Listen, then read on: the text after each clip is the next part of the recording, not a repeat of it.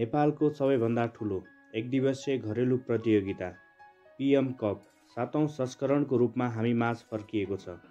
प्रधानमन्त्री एक दिवसीय पुरुष राष्ट्रिय क्रिकेट प्रतियोगिता फागुन 25 देखि चैत 16 गतेसम्म लुम्बिनी प्रदेशको 3 मैदानमा सञ्चालन हुनेछ।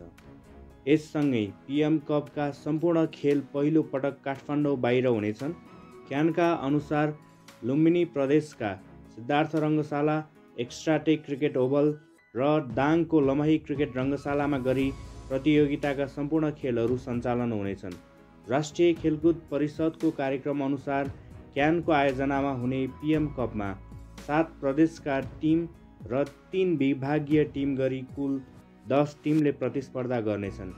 प्रतियोगिताका खेलहरू सिङ्गल राउन्ड रोबिनका आधारमा अर्थात् सहभागी 10 टिमले सबै टिमसँग एक गरी एक टिमले 9 खेल खेल्नेछन् भने समूह चरणको समाप्तिमा समूहको शीर्ष 2 मा रहने टिमले एक आपसमा फाइनलमा प्रतिस्पर्धा गर्नेछन्।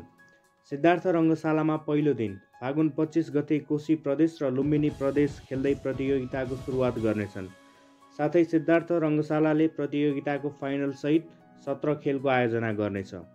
एक्स्ट्राटेक ओभलमा पहिलो दिनको खेलमा बागमती प्रदेश र एपीएफले प्रतिस्पर्धा गर्नेछन् भने समग्रमा 15 खेलको आयोजना गर्नेछ। यसैगरी दाङको लमहीमा पहिलो दिनको खेलमा कर्णाली प्रदेश र सुदूरपश्चिम प्रदेश प्रतिस्पर्धा गर्दा समग्रमा यस मैदानले प्रतियोगिताको 14 खेलको आयोजना गर्नेछ।